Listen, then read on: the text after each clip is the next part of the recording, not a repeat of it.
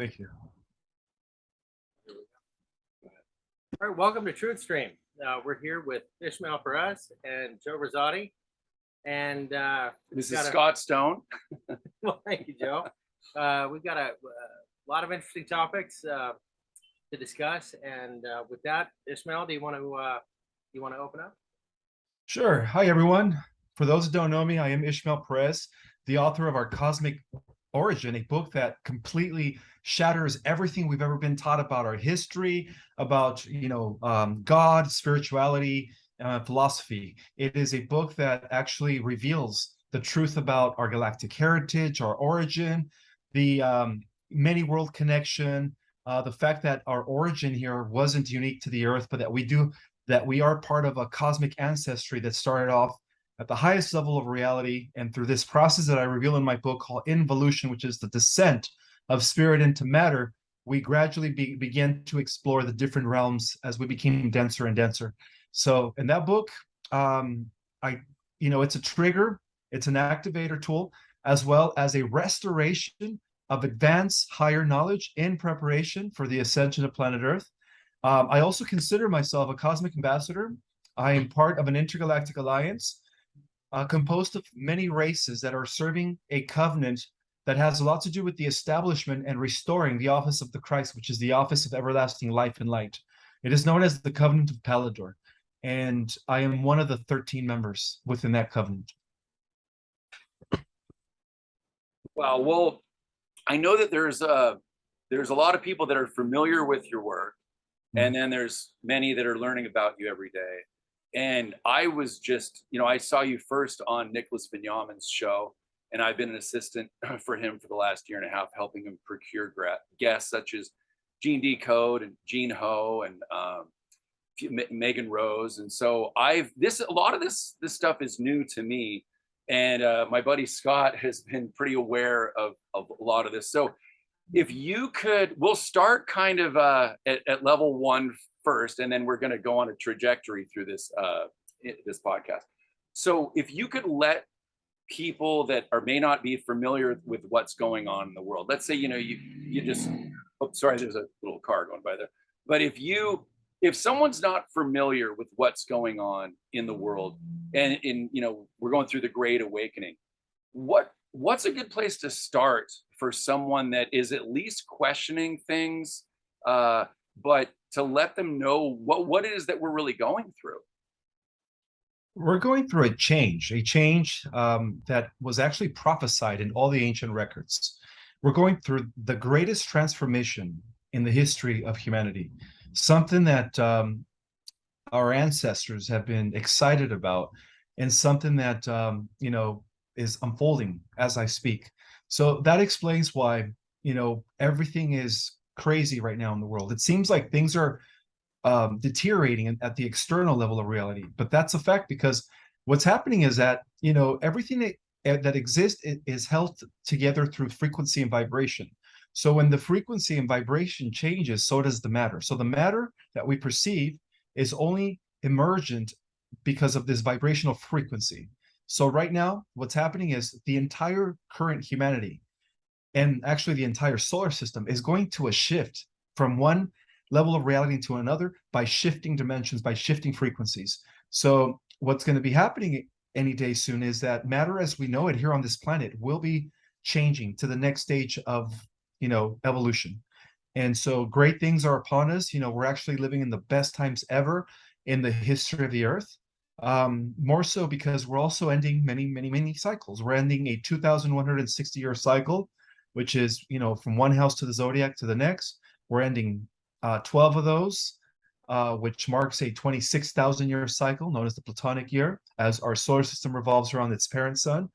And then we're also ending a greater galactic 226 million year cycle that has a lot to do with the revolution of our star Alcyone and Sirius B, which are part of the same swirling arm of the galaxy revolving around the galactic core. So we're ending 4 major cycles, and that's why things are happening the way they are. It is the disintegration and dismantling of the old reality, and the development and anchoring and establishment of a new reality. So we're in the cusp. We're in the cusp of these, of the greatest shift that nobody has ever known before in the history of this world. Pretty exciting. Well, yeah, Scott and I are going to be going back and forth. So please, you want to take this somewhere? Well, yeah. Well, I mean, it started hitting me pretty hard in 2012. I don't know. That may be common for you. I know a lot of folks that I've talked to. 2012 was kind of a big year. Most of those folks had a kind of an interesting life, a lot of interesting occurrences that they couldn't really describe in polite company with any understanding up until then. But boy, have things just accelerated. I mean, the world's on fire right now. It's insane, and it blows my mind when I see people just living their ordinary lives with, they're scratching their head a little bit, but they have no idea what's going on. And this is the most monumental thing that's ever happened in human history. And we got front row seats. It's amazing. It's really amazing. But not only do we have front row seats, but we're going to be the pioneers of a whole new breed, a whole new race that is about to emerge as our dormant DNA becomes activated. We're going through something colossal. It's beyond just the Earth. It involves the entire galaxy and the entire universe. So what are some of the things that people can expect? Because I know that, as these events unfold and someone's not aware of what's going on, they might, see a video like this and then know what to look for. So what can people expect as our dormant DNA becomes active? Well, expect enhancing your intuition, your ability to read others. Psychic abilities are about to come online for many who have not had those. And for those that do have psychic abilities, they're just going to become more enhanced. So, that's part of our pituitary and pineal glands that are once again activating, which turns on about 96% of our brain power. So unfortunately, due to being genetically unplugged after the fall of Atlantis, when they disconnected 10 strands of our DNA, we were only using 4% of our full brain power, and as a result of that. So now it's like all that stuff is reversing, you could say. So expect to have increased clairvoyance, clairaudience, clairsentiency, among other things. We are all heading into a world where we are going to be telepathic. Some of us are going to have telekinesis, and then some of us are going to have other spiritual gifts. But it's going to change, and it's going to happen very, very soon. And I would suggest that for those that are not awakened, to really do your research and find out for yourself what everyone else is telling you about, because it's almost like, how can I say it? Like all this is supposed to happen. If you study the prophecies, it was all written way, almost actually hundreds of thousands of years before we got to this point. So I just wanted to say that, this is the time to really, really get your stuff together, and even if you're in the awakened community, this is a time to really just live accordingly. Live accordingly to the best of your ability and that balance and your power, because we're going from a type of world where an elite used to control us to a world where every individual is going to be sovereign unto themselves. Not in the sense of an anarchy, but in the sense of pure, egalitarian equality, freedom. And that's where we're heading. Because there's literally a battle of between good and evil that's been going on. And maybe you can expand a little bit more on that. And another question I had is the Bible that most people are familiar with. I've heard that there were at one point, I think 777 books, and now that's been down to 66. Is that correct? And can you expand on that? And what is it that we haven't? I mean, I know there's a lot, but certain things that we haven't been taught that are monumental. All right, so to answer the first question, this war against evil is part of the duality that we have all experienced for the last billions of years. It all began when the one split into two, which is a necessary procedure in order for the one to expand at the highest levels of reality. And that explains why evil is always going to be on the losing side. So the greatest evil that we have been combating, not only as a human race here on planet Earth, but in terms of, the greater galactic and cosmic community, is artificial intelligence. Artificial intelligence is at the root of all Luciferianism. Um, in even the Draco, the extraterrestrials that have been in control of the Cabal, for millenniums, are also under the control of AI. So that's the great evil we've been fighting. The ultimate Luciferianism is that wants to eradicate all biological life forms and then just keeps them enough to use those as battery resources to power up their own, artificial time loop AI matrix, whatever you want to call it. Most call it the Phantom Matrix. So that's what we're fighting. We're fighting artificial intelligence. And of course, they deleted a lot of the books in the Bible. And you know why? Because in those first books, hundreds of books, similar to the books of Enoch, they talked about the real Nephilim, the giants that were on the earth, which are the extraterrestrials. When you read about the giants and the Elohim, which is plural, you're reading about the Nibirians from planet Nibiru. Those were the gods of the Bible. And for many religious people, they're going to have that difficulty to digest when the truth is revealed that the gods that they've been worshiping have been the Anunnaki. And so, yeah, this is serious. Those books that they left out, not only did they keep it within the vaults of the Vatican for, almost 2,000 years, which have recently been recovered by the White Hats, thank God, among other manuscripts. But a lot of the original books were actually destroyed when they burned down the Library of Alexandria in Egypt. And that's the library that held a lot of the original manuscripts, the Coptic texts, the original Ethiopian texts. These were the original records. No one today has access to the original records. We could only, I guess, what's the word I'm looking for? We could only assume what they revealed. But the truth is that a lot of those records also talked about reincarnation. They also talked about ascension, which is the integration of spirit into matter, which is something that I go in great detail in my book. For those that haven't read Our Cosmic Origin, it is a must read. It's a book that definitely, even if you're somewhat awakened, it is a book that it will definitely take you to the next level of awakening. I guess I might as well start calling it the red pill when you read that book, but taking the red pill. So, everything we know, all history, including within the realms of science, the established academia, it's all been controlled by the elites, by the powers that were, for not centuries, but for thousands of years. But their time is up, and that's another beautiful reason why we're living in the best times ever, is because due to this transition of ages, these guys only had limited power on the earth. They only had, from the fall of Atlantis when they infiltrated to now, which gave them approximately about 10,000 years, and they failed. And now that they're being all wounded up by the good guys in the Earth Alliance, they have nowhere to go. And even their Draco overlords have nowhere to go. They're in hiding. But we know what's going to happen to them when the solar flash takes place. They're all going to be toasted.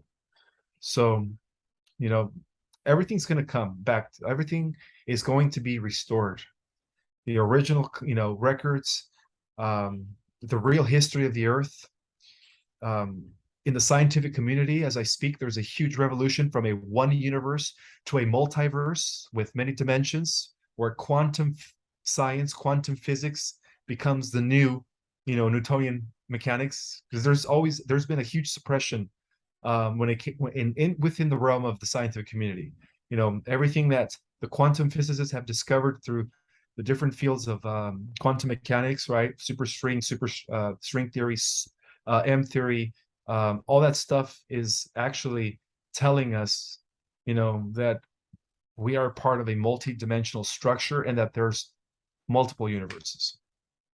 And most importantly, through those avenues of study, we're also finding out that we could exist here in this dimension, which only occupies a portion of our consciousness, with this avatar, while at the same time simultaneously existing in other dimensions with other portions of our consciousness, occupying different avatars all at the same time. I'm wrapped That yeah. And that explains the nature of our multidimensionality. for sure. For sure. Well, you know, I've been struggling with, you know, we know linear time is sort of a big part of the simulation, and time doesn't really work that way. But yet, from a 3D perspective, it's really hard to wrap your head around nonlinear time. And I've had a few experiences that have just been like a crash course in that very thing. But I don't know. It really makes me wonder when aspects of my consciousness could be operating a body just like I'm operating here in other dimensions, completely autonomous, but very connected. That's a maybe you can explain that a little bit more. I'm certainly still wrapping my head around it. Sure. So according to the quantum study of superposition, and the non-local mind, we're actually existing everywhere. We're just not here. We're everywhere and we're everyone at the same time. I know this sounds hard to digest, folks, but this is the true nature of our reality. And this is how we are all one, different aspects of the one, different expressions of one universal cosmic intelligence that divides itself into infinite possibilities. Okay, so according to this new field of study, the different aspects of ourselves are still coexisting simultaneously in these other dimensions and in these other universes. So in each and every single universe, you're a slightly different person than you are in this one. And every universe has a slightly different person than that one. It's almost like every infinite probability and possibility exists. And that explains the multiverse. You know, so in these other levels of reality or these other dimensions or parallel Earths, you have these superpowers.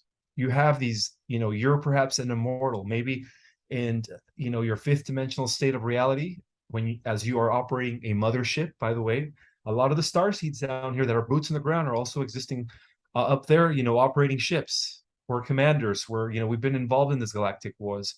But now we're also coexisting here on the Earth because we're bringing this Earth into the balance, you know, into the galactic community.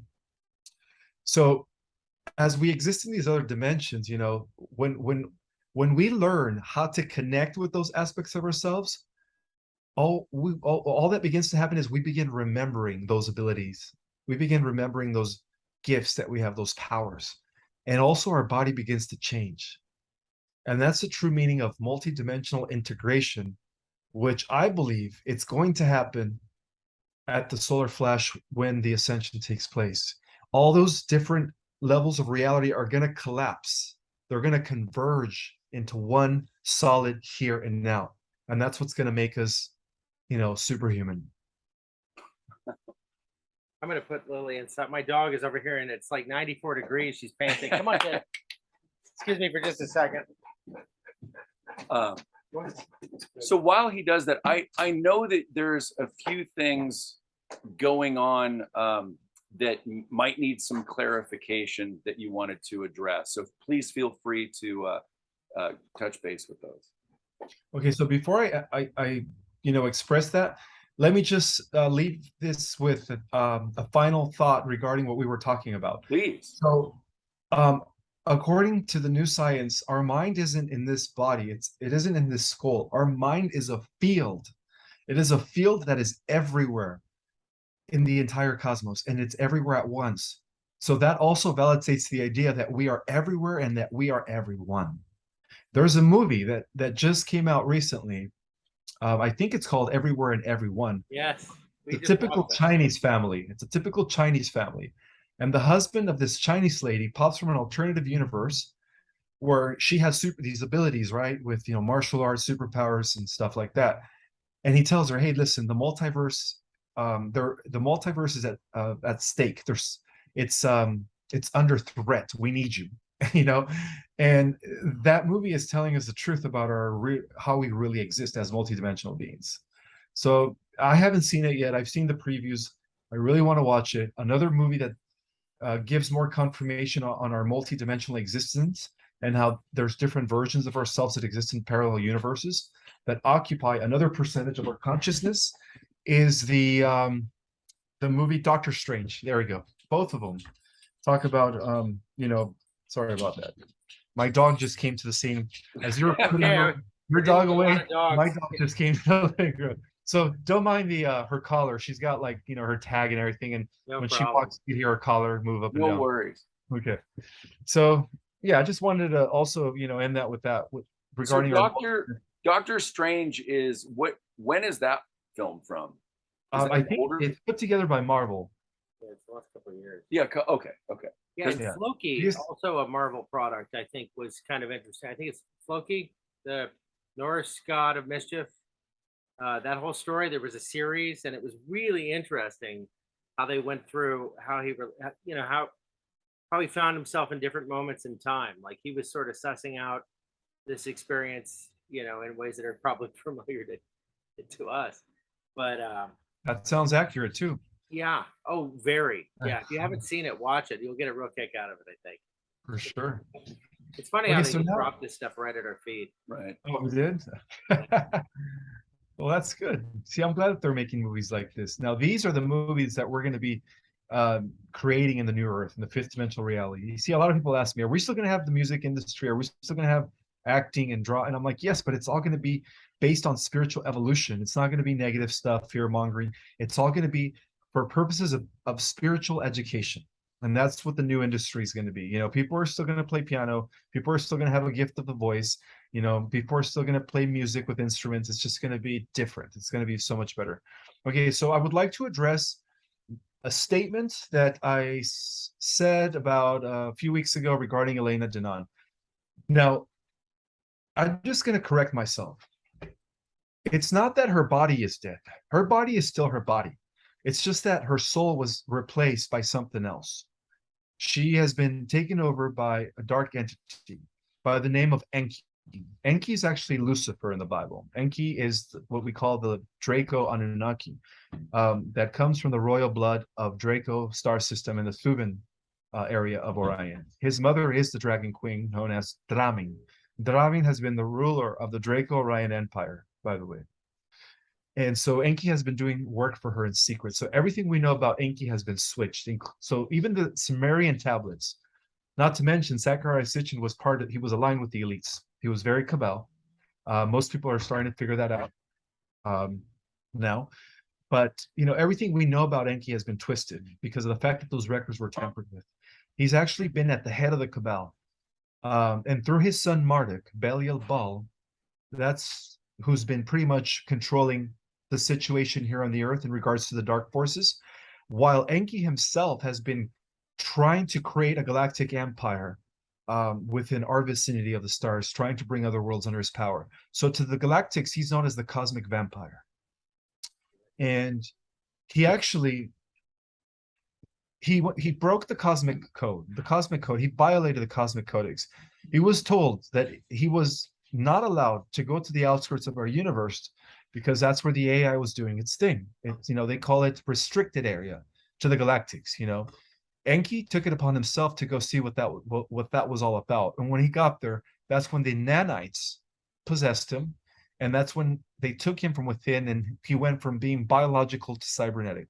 So now that he has returned, he is a cyborg. He is a machine. He's no longer the Enki we used to know, despite of the fact that he was always aligned with the Draco agenda. Okay, so that's the entity that is taken over her.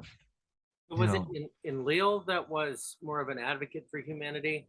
Unfortunately, what we know about Enlil, unfortunately, through the translations of the Sumerian tablets, by Zachariah Sitchin, again, an agent of the Cabal, is that he caused the flood in an effort to try to destroy the human experiment, that he wasn't, pleased with us reproducing, and that was all fabricated. Do you know who Enlil was? Okay, let's go over some of the different texts that also depict him. According to the Greeks, he was actually Zeus. Yeah, he was guardian of the earth. Well, he played a lot of roles, didn't he? He did, yeah. The Iberian Anunnakis had different names to the different cultures. So Enki was Poseidon to the Greeks. Enlil was Zeus. And that explains why, Enki was able to take Africa and the seas, and then Enlil was given the whole region of the Middle East, Mediterranean, peninsula, what we call today, or what we call then Mesopotamia. All that region was given to Enlil. During the time where Enlil held the title of the Anunnaki of the 50, which means he was Earth Lord, that was exactly around the time that there was peace on the earth. It was a golden age because he protected the humans from, weird, monstrous creatures that would just arise due to, uncontrolled genetic experiment that was being conducted by Enki and his Anunnakis. He also, and through his children, were able to secure and preserve the human race from other worldly entities. So like when we watch the movie Thor, all that stuff is real. In a way, Zeus and the family of the Olympians were the ones that were guardians of the earth during those days. So every time an extraterrestrial threat would come to the earth, just like in the DC movie, right? When, not Doomsday, what's his name? Darkseid, when he came, all the heroes of the old got together at the Atlanteans, the Amazonians, and even the gods put their differences aside to what? To save planet Earth. All that stuff is real, guys. So Zeus was Enlil.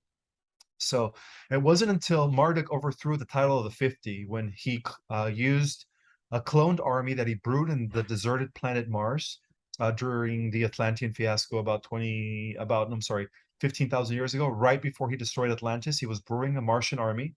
It took him about a few thousand years, but at the end of that, he was able to use that to depose his grandfather Anu as the Nibirian commander. And then, of course, Enlil, Zeus, was needed in a different part of the galaxy in order to, bring peace and balance there due to some of the wars that broke out with the Draco in different parts of the galaxy. And then that's when Enki, also did his thing, and he left the scene, and he left his son Marduk, Belial-Baal, the Babylonian god in charge of the earth. And ever since then, he's been at the head of the Vatican. Marduk's been, the main Draco that all the elites have been sacrificing their children for. Well, him and his cousin Molech. Molech is another Draco.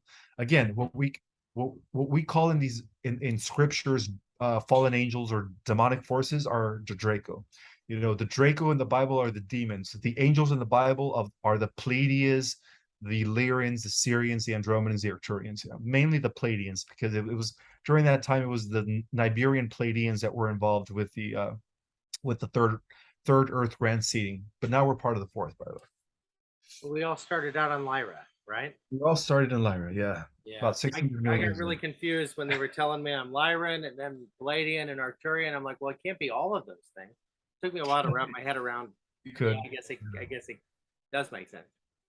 Yeah. So that's how, I was informed exactly a month ago from the Galactics that Elena Denon is a Trojan horse, that now she's been, taken from within. It's still her body, but it's no longer her soul.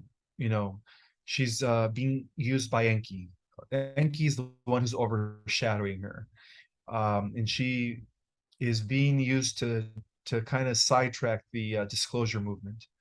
And from what I understand, even Corey Good is aware of that.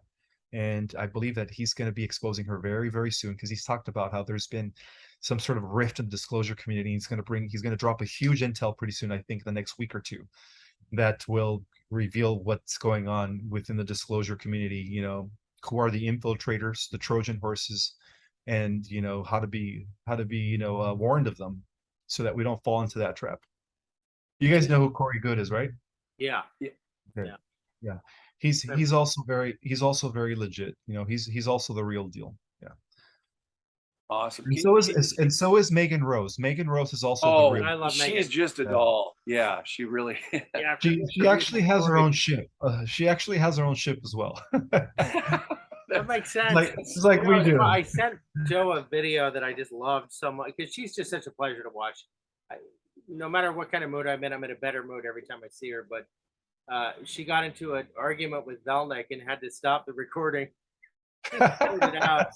No way, really? Oh God, it was adorable. Yeah, pretty. Well, Velnik is really involved with the Earth Alliance.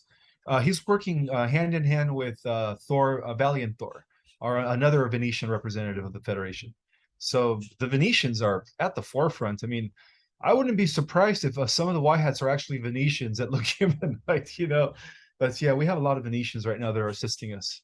Well, Nikola Tesla was reportedly Venetian. Yeah. That's true. So Can you explain to people who may not be familiar with it, but how when you get your downloads, how is it you primarily get the information that you've gotten? They come to me like data dumps. Like it's different than, you know, when I'm thinking about something, because I get a tingling. I get a tingling in my body. My ears start ringing, and that's when I'm thinking, okay, I'm about to get a data dump.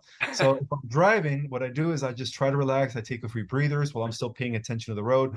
If I'm at home, I sit and I just kind of await for this data dump. And but yeah, those are the physical symptoms that I feel: ringing, buzzing in the ear, weird tingling going through my body, and then just a stream of information comes through. And that's how I was able to write my book, you know. And then of course I did the research to back it up. Wow. That's the feeling. Yeah. I think you're getting more cohesive information than I'm getting. Usually they're laughing at me because I'm still stuck in this whole linear time paradigm. From that was kind of what really accelerated the communication that I've had is, you know, I would ask about dates and time and I would hear laughter. And they just laugh at me. And finally I put it together like, oh yeah, they're outside of linear time. These are ridiculous questions. I need to stop doing that. I did. Do you know why they laugh at you when you try to get an answer to like time frames in the particular date or time? Because it from their perspective, there is no time. It's all right.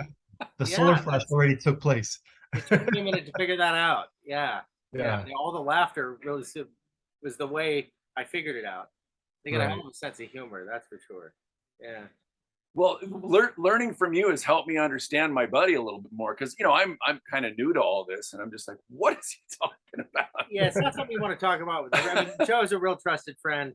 You know, I'm saying this now on the entire internet, but I don't really generally speak about this sort of thing.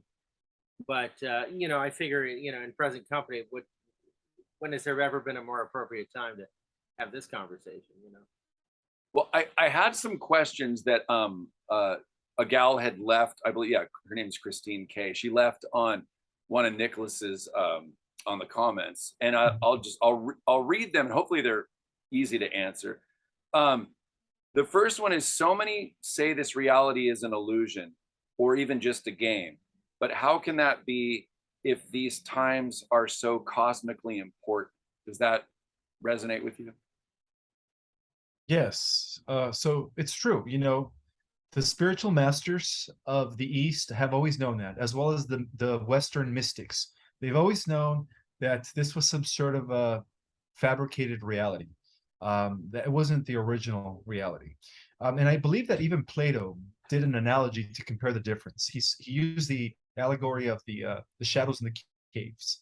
You know, when they took a group of people and from birth they were forced to live in a cave, and all they saw as they matured was the shadows. And one day, one guy decided to explore beyond the cave. So he decided to climb out of the cave. And then he looked out of the hole and he saw trees and he saw grass and he saw a whole new different world. And it was hard for him to digest that, because his reality has always been shadows, right? The reflection of them that was casted. So that's an analogy to describe that we are actually living like those people in the cave, that the true reality is different. It is eternal. You know, we're also experiencing mortality. And one of the things that I talk about in my book is that by nature, we are already immortal because we are spirit light beings. So our origin is infinite. You know, we are all part of Prime Creator Source. So to answer the question, yes, this is what the Easterns call Maya, which is an illusion. This is what, through science and through movies, we can now identify this as a form of a matrix. But bear in mind that also every dimension is a simulation. But as we go up in dimensions, the simulations become less denser and more better, to the point where the polarity is not as extreme. And the reason the simulations are being used is that so that we could, it's almost like a school ground for us souls. When we come from Creator Source, you know, he allows us to explore these different levels of reality with different avatars at different rates of consciousness or different levels of consciousness, because that's how we grow. That's how we grow. So each dimension as we go higher becomes better and better. The only thing that is pure base reality are the realms of eternity. Other than that, everything is just an emanation from that pure consciousness that has always existed. Uh, it generally, when I'm asked a similar question, I talk about perception. We're so limited. We can only see so many frequencies. We can only hear so many frequencies. There's birds and creatures all around us, our dogs, our pets. They see so much more. They feel so much more in so many ways. And really, I think that, as illusory as our world is, that shouldn't necessarily be such a foreign concept, because the illusion is based on the limitations of our perception. And that is what's ever changing. I think this whole dimensional jump has everything to do with a shift in perception, where we see Absolutely. and sense so much more around us. Well, ever since we were all unplugged during the times of Atlantis, we've been limited to just a small range of the full light energy spectrum. So we've been operating kind of like radio waves, within a very small bandwidth of information and reality. So the times that we're now living in, we're going to go from limited reality based on limited consciousness. Some of us are going to go into full spectrum reality, but everyone's going to go up in increments. Everyone, except the star seeds in the 144,000. But the whole point is we're going to go from that small bandwidth to greater levels of reality. And that's exciting because, the veil is lifting. Is that why it's been easy to mind control and manipulate us, because we've been operating on such a small frequency? Yeah, because everybody's on the what is known as the beta wavelength, which is the level of consciousness where everybody could be programmed, hypnotized, with subliminal messages from what they're watching on TV. If they hear a pop star song, there's always a way to like reach their subconscious mind by being in that very low state of a frequency or consciousness frequency. So that is a very primitive level of consciousness.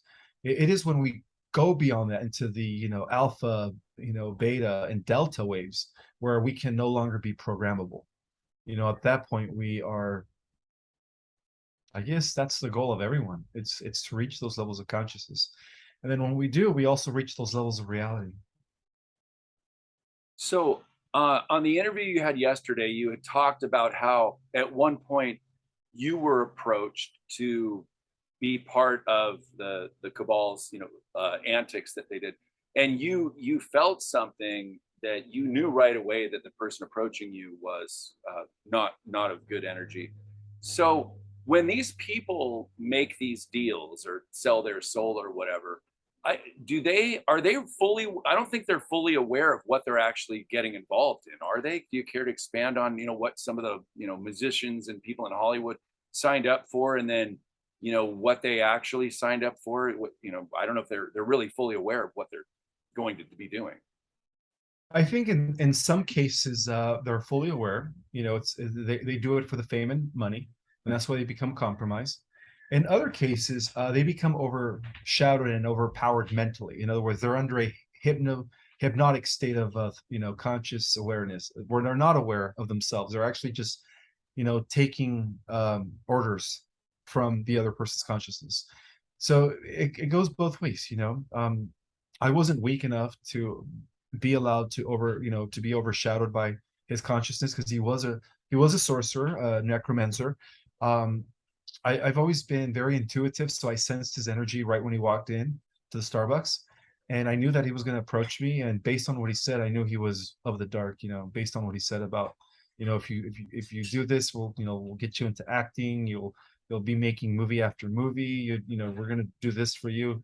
And then but you have to be part of our organization and take our orders. And I was just like, no, I'm not going to do that. No. When you were approached, was it pretty straightforward? It was just an individual?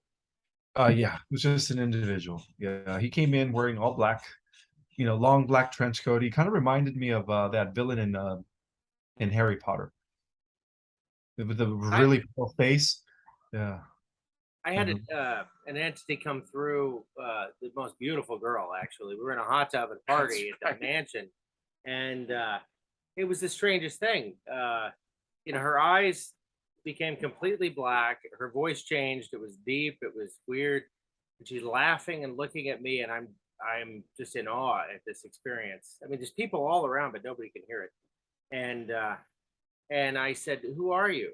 And the voice said, "You know who I am," and just started laughing. Mhm. And it felt like a recruitment, and I rejected it very strongly, and then boom, it was gone. This was the second time, but it was. I mean, that's another story. You don't just say in So polite company, I is he guess. talking to you telepathically? No, Oh, okay. her mouth was moving. Oh, I see. I see. That voice was coming out. Nobody else could. I mean, like I said, there were people around, but nobody could hear it. We're in a hot tub. Gorgeous girl. I mean, it was very easy to end up in this situation, and then I hear this voice, and there was a familiarity about it, but it wasn't until upon reflection that it was like, wow, I have a relationship with this thing. Right. This isn't the first time I've encountered this thing, and it's having fun with me. Well, I'm glad that you declined, because there's a lot of inorganics that are humanoid robotics, androids, that are already walking among us. And those are the extraterrestrial AI sentients. Those are not the ones that we made. Those are the ones that are like typically millions of years ahead of us. They're so advanced. So they come into systems, and they know how to cloak themselves as human beings, but underneath it, it's all wires and technology. Yeah, you could just see her being taken over. It was the wildest, like, you see that here and there in movies and whatnot, but to see it right in your face was a hell of an experience, that's for sure.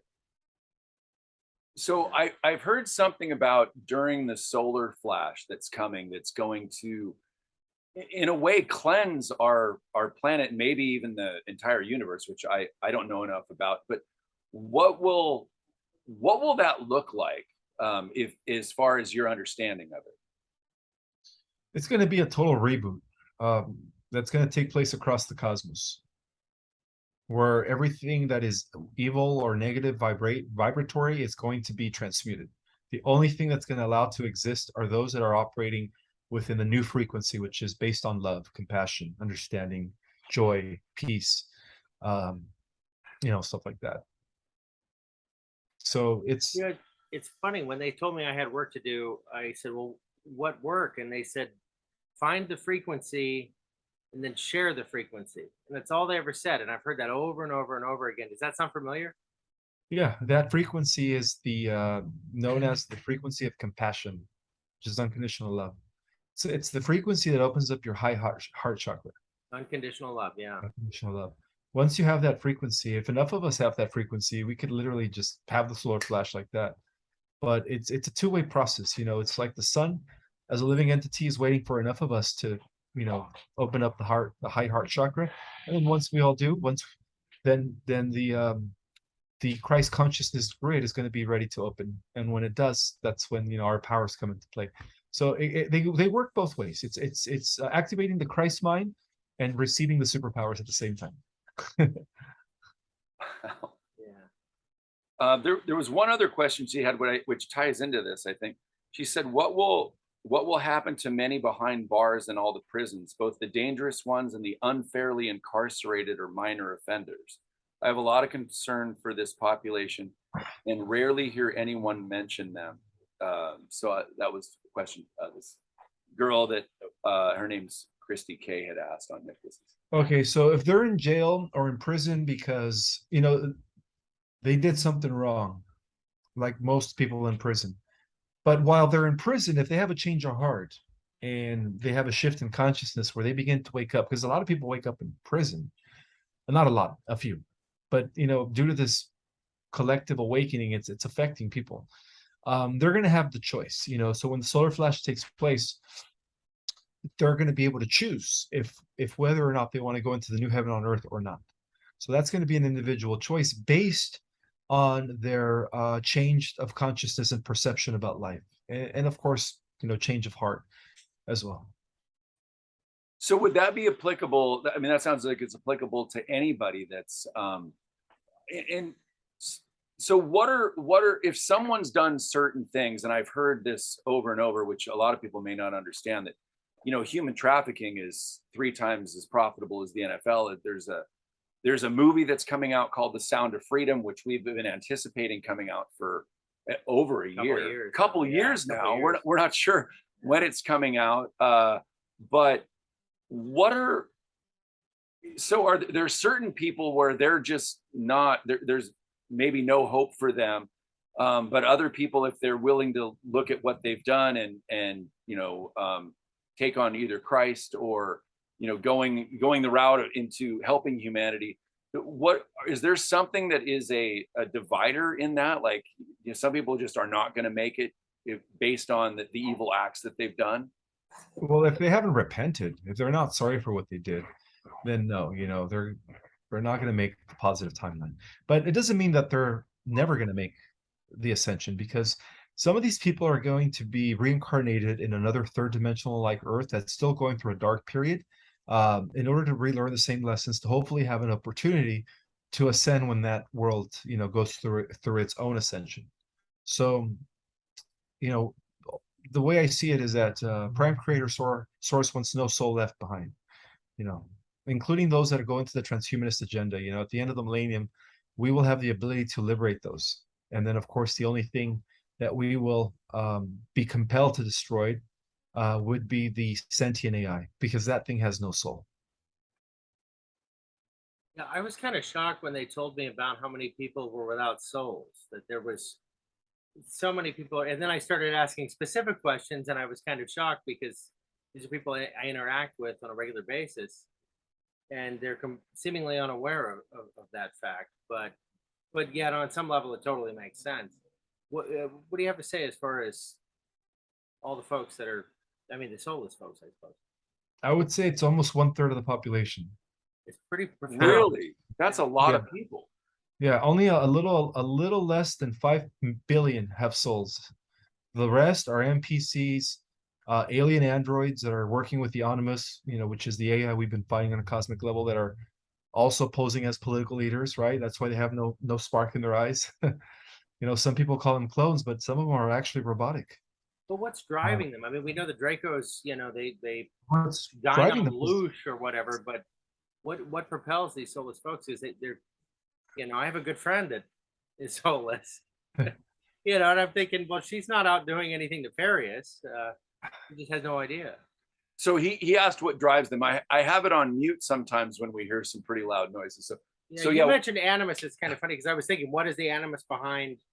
Because for us, we're driven by that divine, force. That's the spark. And right, they feed off of humans as battery resources. That's where they get their energy input from. Even those that aren't aware of it.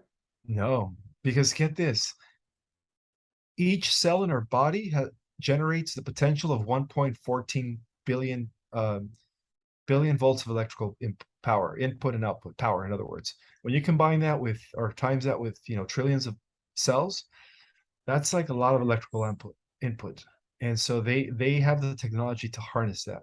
If we were to harness our own electrical input in our bodies, our electrical fields, we would be like able to do things that others would consider supernatural. Stop time, bend matter at will, defy gravity, generate electromagnetism through our bodies like Zeus did, and Thor. We would be doing all that. Have you had a few of those experiences? Once I did have an experience where I felt like I was actually meditating at a restaurant, Mimi's, and I felt like a current of light, like my body just stopped being human and I became something else. And I just felt this stream of energy, like I was a current of energy, like going, like I didn't feel myself as a person. I was just a current of energy that had no limit.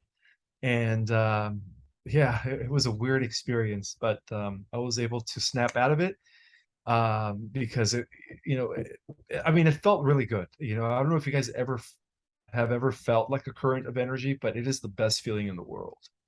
But I came back to being human, or being back to being the solid physical person.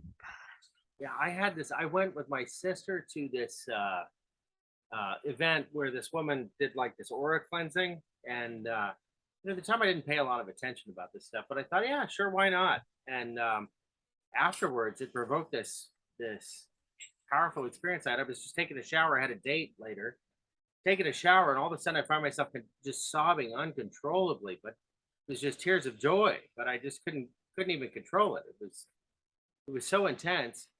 Pulled myself together, went on the date. I'm at the bar. I'm talking to her, and I noticed that the fact that I was really listening to her allowed her to really flow. I mean, she was just really flowing. And then all of a sudden, I opened it up a little bit too much, I think, because then I could hear the thoughts of the people at the table behind her. And then I could feel the thoughts of the people at the bar. And then pretty soon I was hearing everyone all at once. But somehow, when this kind of thing happens, everything slows down and it all makes sense in that moment. And boy, it came with a high. I felt like a mountain. I mean, it was just this incredible soaring feeling, and it came and it went. And I've had that a couple of times in my life. One time I was in New Orleans, and we hadn't had a drop to drink. There was no hallucinogens or anything, for anyone who wondered, because it's Absinthe. yeah. But I'm walking through Pirates Alley, and all of a sudden the world around me completely changed. And I stood there for a moment and I saw everything that had ever taken place throughout time right there. I saw everything from like prehistoric looking times and the swamp and nothing developed, and then horses and buggies and all of this stuff all at once. And I think for my friends that were with me, that were kind of wondering, well, why did he just stop? Because it really was just a minute. But for me, it was a significant experience. And I saw it all at once. Wow. And again, the high, came, like everything was tingling. There was so much space in between every molecule. And I just, what a heck of a way to start the evening, But wow, I mean, if you probably stumbled into something similar, I imagine. That is when you cease to be a particle and you become one with the wave. When you become one with the wave of infinite potentialities, you get to see everything from the beginning to the end and everything in between, and all at once. But I just stumbled onto that. Yeah, it is the best feeling. That's probably going to be what most are going to be feeling when the ascension takes place. I think so. And there is no sense of time when you're in that state. So there is no time. Yeah. It's almost like everything just slows down and it's just there in one fraction. You can see it all. But try describing that to anyone. Yeah. Well, they would have to have a pretty good understanding of quantum physics in order to even understand and digest. Yeah, it's a heck of a feeling, that's for sure. Are there any current updates at all that you feel compelled to share? And then then we can also, say anything that's really positive for people that are, new to understanding this, that what is the world that's coming that we're, stepping into? Because some people have no idea that what's coming. It is the most beautiful, harmonious civilization that will ever exist here on the earth, even surpassing Atlantis and Lemuria, even surpassing them in glory.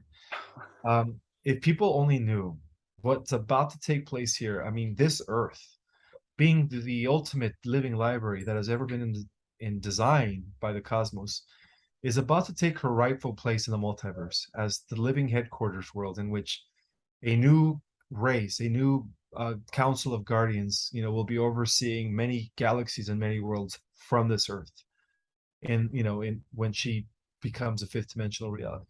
So it's going to be beautiful. That's amazing. Yeah, go ahead. Well, I got a couple of questions. One, you might have a greater understanding than I. When I look at deep state figures, very influential folks that are all clearly in kind of Babylonian traditions, the oldest religion, I think a lot of them refer to, feels a lot like the Lima, Aleister Crowley's religion that was birthed from his girlfriend Rose in the King's Chamber of Cheops way back in the day. And boy, talk about influence. That guy's the most influential person, Well, he was getting information from the Greys, the Nabu, the Zetas, and his Lamb that he spoke to. I think it gave him a lot of that information. But exactly, that's how he was able to get a lot of his information. Ancient Egypt. Say that again. There was a lot of ancient Egyptian tradition in the book of the law that he wrote, and and that was the whole "do as thou wilt." Was born out of that volume. But I'm just wondering, they claim to, to have affection for or worship Moloch, Baal, which is effectively Saturn. Both of those entities are kind of the same And thing. Marduk, the son of Enki, is also Belial. Right. Yeah. So it just makes me wonder, is it correct to call it Thelema, or is it well beyond Thelema? They're clearly tapped in, and we know it works. It just works at great sacrifice. And I don't think they have that part figured out. Right. I think it's beyond Kalima. Yeah. Yeah. Yeah. I mean, it demands sacrifice, which is, to me, like, as generators with souls, we don't that's what rely we on external energy. But if you do, then it would make sense that, human sacrifice and these types of just horrific traditions are just. Well, that's how the elites were able to appease their masters, their off-world masters. Is through the sacrifice, because that's how their masters would feed. Well, they're still doing it, aren't they? Not anymore. No? Good news. No, oh no, not within the last few years. In fact, Marduk was recently arrested. He was forced to step down. He was actually the one in charge of the Dark Fleet and the Interplanetary Corporate Conglomerate. Oh yeah, these breakaway groups that are associated with the Dark elites, controlled by Marduk himself. Yeah, Wow. but he was recently asked to step down by the Federation and the Alliance. The super soldiers of the Alliance made this happen. Yeah, the super soldiers are the heroes of the multiverse, and they're here on the Earth. A lot of star seeds were used as super soldiers. Now you participate. You have memories of being a participant in the Super Soldier program. Very vague. I had dreams and glimpses here and there, and I have an implant on my right. What is that called? Right above my foot, my right ankle, and then so I've had that like missing time about three different times when I was like from 15 to 18, and that's around the years that they take you. Or it's I ended up in the street walking, forgetting how did I get there? Am I coming from school or house? Like, whoa, it was weird. Like, what am I doing here? What did I do before getting here? Like, that's missing time. I've had that happen 3 times. They told me I have 3 implants, but they said not to worry. They're all good. Don't worry. That's what they told me too. Yeah, because I was part of an off-world group that was a little bit more advanced than Solar Warden. See, Solar Warden worked in, had, how do I say, there was different divisions, right? You had those that protected the solar system, those that protected not only our solar system, but the entire galaxy. And then you had those that patrolled and protected other galaxies. And other universes. So I was part of that. Yeah, when I explore things like, I'm a very, very peaceful person, always have been my whole life, not violent, but I'm very comfortable with violence, in a lot of ways. I was wondering where that came from. Like maybe that was part of a super soldier kind of program or something. They said, no, I wasn't a super soldier, but yes, I was at war. And there was some laughter there. So maybe I'm still at war. I don't know. But it was primarily focused on the Draco. And you have, like, I've always, since I was a kid, I haven't had very many acute fears, but snakes are one of them, and always have been. And, almost like an irrational fear. It just really gets me. And I started to get some flashes of some combat with some much, much bigger snakes, so to speak. Oh yeah, as a kid, I was afraid of the dark. I knew that once they closed the door and there was darkness in the room, I felt like a portal would open. Yeah, I mean, do you have any of that? Do you get flashes of combat? Do you get any of? I do. I get flashes of fighting these hideous looking ETs. Some of them are like 15, 20 feet tall. Some of them look like big gaseous blobs. And then of course a lot of the black spiders. The black spiders have definitely been used by the AI to just suck the life energy out of planets. They come in and they literally within days they suck up the life force of an entire planet. So yeah, we had to take down tons of those. Yeah, and, I just also remember killed by a lot of those things. Say that Not the again. spiders, but the Dracos. I also remember going into preliminary training for that, going to Mars, a few colonies there to kind of like figure out where we were going to go in the universe or in other universes. I also remember going to a huge station in Jupiter several times. So I have those little memories. And, they're being addressed by the Earth delegates and then the different, Federation forces that were there. Um, yeah, so it's interesting. I'd love to get my full memories of that. No, me too. That's one of the most exciting parts of all this is, getting my skills back, getting those memories back. But they told me that we would be able to manipulate the energy around us in our field in a way that's, it's just bulletproof. It's its own climate. It can go underwater. It's just being able to just hold your field. I don't know. Does that sound familiar to you? Yep, it does. Yeah. Well, good, because I haven't talked to anyone else that said yes to that question. So that's exciting. This is a great interview. I'm loving it. Well, and I know that in yesterday's interview, you said that the weather in the 5D is going to be a lot more tropical and more like paradise. And then for a little bit, I was thinking, well, what about us that go snowboarding? And now they're going to be able to, when they want to, have snow in the mountains still, right? Yes, because we're going to be a population interplanetary type 1 system capable of manipulating weather, controlling our environment, the elements by will. Wow. That sounds pretty cool. Well, I know we're almost at an hour.